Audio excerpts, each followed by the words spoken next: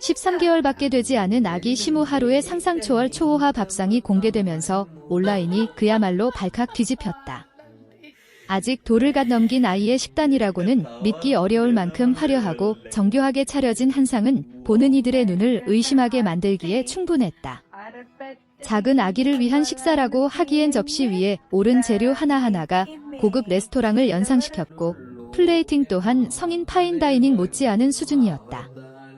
사람들은 이게 정말 13개월 아기의 밥상이라고 라며 놀라움을 감추지 못했고 사진과 영상은 순식간에 퍼져나가 뜨거운 화제가 되었다. 공개된 하루의 식단에는 유기농 채소와 최고급 한우 안심, 제철 해산물, 신선한 과일 피레, 직접 만든 수제 요거트와 영양식주까지 포함되어 있었다. 단순히 비싼 재료를 사용하는 데서 그치지 않고 영양 균형까지 철저히 계산된 구성이었다는 점이 또 한 번 놀라움을 자아냈다. 단백질, 탄수화물, 지방의 비율은 물론이고 비타민과 미네랄 섭취량까지 고려해 전문가의 자문을 받아 준비된 식단이라는 이야기가 전해지면서 사람들은 감탄과 동시에 믿기 힘들다는 반응을 보였다.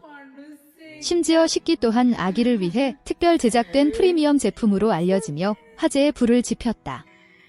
더욱 충격적인 것은 비용이었다. 하루에 일주일 식비가 웬만한 직장인의 한 달 월급 수준이라는 소문이 퍼지면서 온라인 커뮤니티는 순식간에 술렁였다. 단순 계산으로도 한 끼에 들어가는 재료비가 수십만 원에 달한다는 추측이 나왔고 한 달 식비만 수백만 원에 이를 것이라는 이야기도 이어졌다. 일부 누리꾼들은 아이에게 최상의 것을 주고 싶은 부모의 마음은 이해한다는 반응을 보였지만 또 다른 이들은 13개월 아기 식비가 이렇게까지 필요하냐며 놀라움을 넘어 당혹감을 드러냈다. 그만큼 이번 공개는 많은 사람들의 상식과 비교 기준을 완전히 뛰어넘는 사건이었다. 하지만 한편으로는 이 초호화 밥상이 단순한 과시가 아니라 아이의 건강과 성장에 대한 극진한 애정의 표현이라는 해석도 나온다. 실제로 영유아 시기의 영양 섭취는 평생의 건강을 좌우할 만큼 중요하다고 알려져 있다. 하루의 부모는 값비싼 재료보다 중요한 것은 안전성과 신선도라고 밝히며 아이가 먹는 음식만큼은 타협하지 않겠다는 철학을 드러냈다고 전해진다. 이러한 설명에도 불구하고 대중의 관심은 여전히 도대체 식비가 얼마인가라는 질문에 집중되고 있다. 이번 논란은 단순히 한 아이의 밥상을 넘어 현대사회의 육아 문화와 소비 트렌드를 돌아보게 만든다. 아이에게 최상의 환경을 제공하려는 부모의 마음과 과도한 소비에 대한 사회적 시선이 충돌하는 지점이기 때문이다.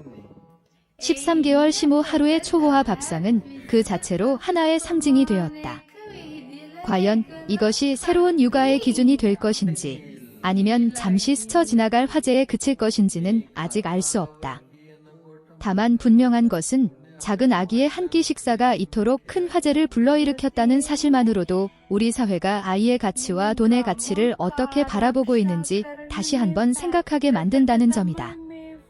이 논란이 더욱 흥미로운 이유는 단순히 비싸다는 차원을 넘어 사람들의 감정과 가치관을 동시에 건드렸기 때문이다. 어떤 이들은 하루의 밥상을 보며 부러움과 동경을 느꼈고 또 다른 이들은 상대적 박탈감과 현실적인 괴리감을 토로했다.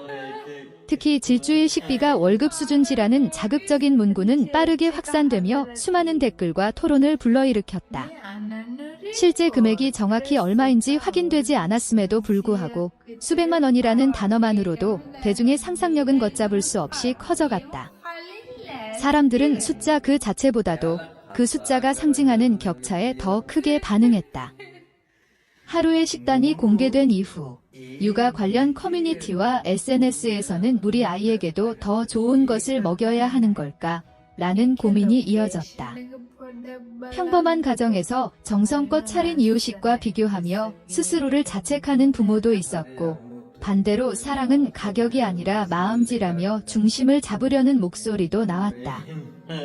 이처럼 한 아이의 식사가 사회 전체의 육아 담론으로 확장된 것은 그만큼 오늘날 부모들이 느끼는 부담과 책임감이 크다는 방증일지도 모른다.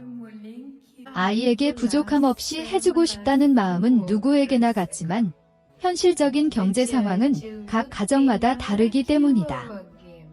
전문가들은 이번 이슈를 두고 균형 잡힌 시각이 필요하다고 조언한다. 영양학적으로 보았을 때 고가의 식재료가 반드시 더 높은 영양 가치를 보장하는 것은 아니라는 것이다. 중요한 것은 재료의 가격이 아니라 신선도와 위생, 그리고 아이의 발달 단계에 맞는 적절한 조리 방식이라는 설명이다. 그러나 동시에 경제적 여유가 있는 가정이 더 다양한 선택지를 갖는 것 역시 부정할 수 없는 현실이다. 결국 문제의 본질은 얼마를 쓰느냐가 아니라 왜 그렇게 쓰느냐에 있다는 분석도 나온다. 흥미로운 점은 일부 누리꾼들이 하루의 밥상을 하나의 브랜드처럼 소비하기 시작했다는 것이다. 특정 식재료나 조리법, 식기 세트가 언급될 때마다 관련 제품 검색량이 급증했고, 유사한 콘셉트의 프리미엄 이유식 서비스에 대한 관심도 덩달아 높아졌다.